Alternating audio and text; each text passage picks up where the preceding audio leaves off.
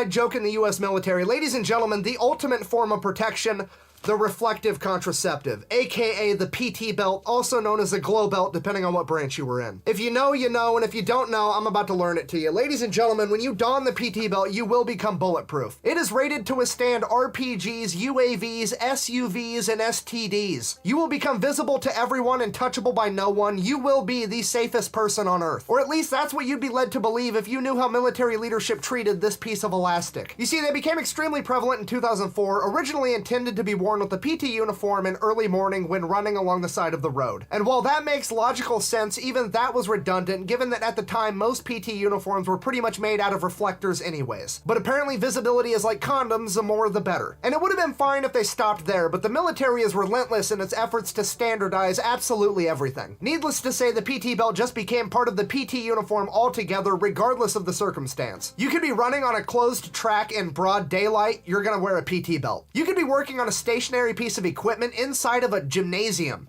You're still gonna wear a PT belt. And you know what? It still probably would have been okay if they would have just stopped there. But absolutely not. It became standard to wear a PT belt anytime you did anything that could remotely be considered dangerous. You could be doing a ruck march on a closed course in your combat uniform in broad daylight, you're wearing a PT belt. You could be mowing the fucking lawn, you're gonna wear a PT belt. Now, as I'm sure you can imagine, as a military member, you know, somebody that's responsible for being able to shoot machine guns, drive military equipment, fly helicopters, fly airplanes, sometimes sign your name to become financially liable for millions of dollars worth of government equipment, to also be told that you're not intelligent enough to not get hit by a fucking car inside of a brick building? It's a little upsetting. So troops began doing the only thing they could do. They made a bunch of memes and passive-aggressive jokes for 20 years about it. And those jokes have been made without fail every chance we've gotten. For example, when I went to purchase this exact PT belt from Amazon, I decided to read some of the reviews because I thought maybe there was some potential, and they did not let me down. I'd like to share with you my top 3. Starting off at number 3, rated 5 stars from a verified purchase. Wow, it's true what they told my friends at Basic. This PT belt not only makes cars bounce off of you, but it puts hair on your chest and provides an impregnable defense against friendly fire, enemy fire, and fire, as well as secures you financially for years to come. Great product. 30 people found that helpful. Coming in at number 2, again a 5-star rating from a verified purchase, titled Indestructible and Invincible. Quote, was on an easy 15-mile run and suddenly a bus ran into me going 60 miles an hour. Luckily I had my PT belt on and was unscathed. The PT belt saved my life, but unfortunately killed everyone on that bus. And coming in at number 1, the best review on Amazon for the PT belt, again a 5-star rating from a verified purchase, titled Saved my life. Was walking the land nav course at night and fell off the cliff on the northern backstop of the course. Luckily I had the PT belt in my pocket. I took it out and proceeded to spin it like a helicopter and flew back to the talk. While en route, an Iranian surface-to-air missile locked onto me. Thankfully, my PT belt managed to blind its sensors, causing it to return to its launcher and convert to Christianity. 10 out of 10. Best belt I've ever had. Now that we're all in on the inside joke, what is the actual origin story here? Historically speaking, why does this piece of shit need to exist? I have 3 theories. Well, I have 2 theories and a conspiracy theory. Theory number 1, the Geneva Convention made America do it to make it fair for everyone else.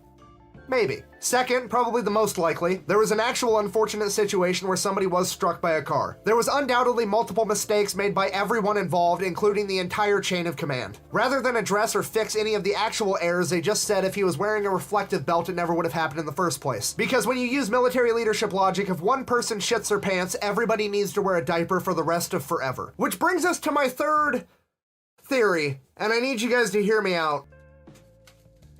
Remember when I said that we started using the PT belt in 2004? You know what else we started using in 2004? This fucking piece of shit. Yeah, 2004 is the year that we switched from BDUs and woodland camo, aka the Lord's flannel, the best combat uniform we've ever had, to the Army combat uniform in UCP, aka Digicam. Okay, are you guys picking up what I'm putting down? I'm trying to tell you that somebody at the Pentagon looked at this majestic piece of fucking artwork and said, wow, that's really nice, but you know what'd be better? If we all cosplayed as as fucking Minecraft characters. That'd be lovely. Fucking stupid. Okay, so what does this have to do with the PT belt? And this is where the conspiracy theory comes in. Leading up to switching over from BDUs to the new Army combat uniform, there was extensive research done to decide what the new camouflage should be. They took 10 different camouflages and field tested them against each other to find out which one was the best. None of those 10 in the running was the digicam pattern. None of them. After spending tens of millions of dollars to field test camouflage, they found that the best camouflage would be all over brush camo. It was a type of multicam. I don't think it looks better than woodland, but hey, at least it looks like you're trying to blend into the forest and not a fucking computer monitor. Then, after years of research and tens of millions of dollars spent,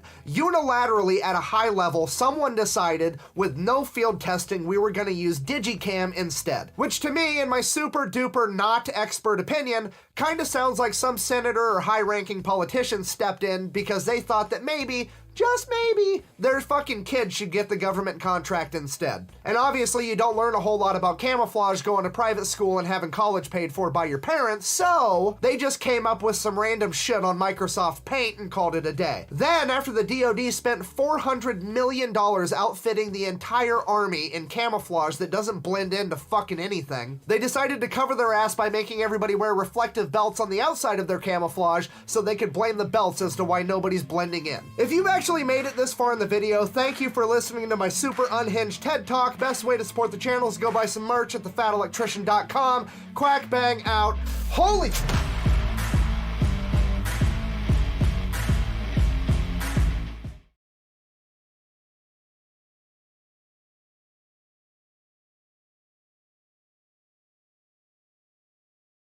This does not exist, but if it did, the video for it would be as follows. Today we're talking about the E4 mafia. Hypothetically speaking, all branches of the military have this organization. They go by a different name, but the concept is the same. For example, the Marine Corps calls theirs the Lance Corporal Underground. The easiest way I can explain this to you is it is always the highest rank that you can achieve without having to become an NCO. In the United States Army, that rank is the E4 Specialist, aka the Full Bird Private. Rank insignia that has become so notorious it is known as the Sham Shield. If you don't know, NCO stands for Non-Commissioned Officer. It is a leadership type role. You are responsible for both yourself and those below you. The point I'm trying to get across is that in theory, the E4 Specialist is the highest skilled, most experienced soldier you can be in the United States Army while also not having any responsibility at all. It is because of that E4s partake in what is known as shamming. You're a lower enlisted person in the military, your only responsibility is to do what you're told. Shamming is the sweet, sweet, beautiful art of avoiding being told to do anything, so that you may do nothing instead. I once knew an E4 that was so good at this, everybody called him the Shamurai. Another guy that was so good at going unnoticed, his code name was Waldo. At the beginning of every day, that guy would grab a random sheet of paper and walk with a purpose, as if he had to get that sheet of paper to someone very important. At the time, that fucking sheet of paper was blank, and he was just trying to make it to a secret hiding spot before anybody could tell him what to do. I once saw that same E4 walk boldly and assertively up to a door, open it, walk inside, and shut the door behind him. If you didn't know any better, you would assume it was a classroom or a hallway or something. It was a fucking mop closet, and he took a 45-minute nap in there. Now here's the thing in the military, you have to go up the ranks. Everybody above the E4 Specialist knows exactly what they're doing because they've been an E4 Specialist themselves. Why would they let them get away with it? That's simple, it's because the NCOs want favors. See, the NCO Corps uses the E4 Mafia to do all the sketchy shit they know they can't get away with. I'm trying to tell you that the E4 Mafia provides the NCO Corps with plausible deniability. Need somebody to steal some shit? I mean, tactically acquire some shit? Call the E4 Mafia. Need somebody to commandeer a Humvee, drive it into town because you're out of cigarettes and energy drinks? Tell the E4s and then cover for them. Simply put, the E4 Mafia is who you call when you need results and you're willing to not ask how they got them. It is because of that that this rank is extremely dangerous. Bill Gates once said, I always give lazy people the hardest jobs because they find the easiest, most efficient way to do them. Uncle Sam does the same thing with E4s. For example, 99% of all machine gunners ever are E4. As I'm sure you can imagine, if you were the bad guy, the last guy you want to have the machine gun is the guy that has a vested interest in hurrying this shit up so he can take a nap. You can lay out a day and a half of work and tell the E4 Mafia they can go home when it's done. That shit will be done by lunch. I'm trying to tell you that if you're a bad guy and you're surrounded by a bunch of E4s, the last thing you want to be is considered the work. You're gonna get fucking done up quick. I'm trying to tell you there's absolutely no faster way to find out that it's not a war crime the first time than to get between an E4 and nap time. Rumor has it the E4 Mafia is just a think tank for the Geneva Convention, because there's absolutely no one in the world better at exploiting loopholes than the American E4. In conclusion, the E4 Mafia is a dangerous sham syndicate that is committed to either doing absolutely nothing or absolutely anything as quickly as possible in order to get back to doing nothing. That's if it were real, which it isn't. You didn't hear any of this shit from me. Merch store and other links available at thefatelectrician.com. Quack bang out.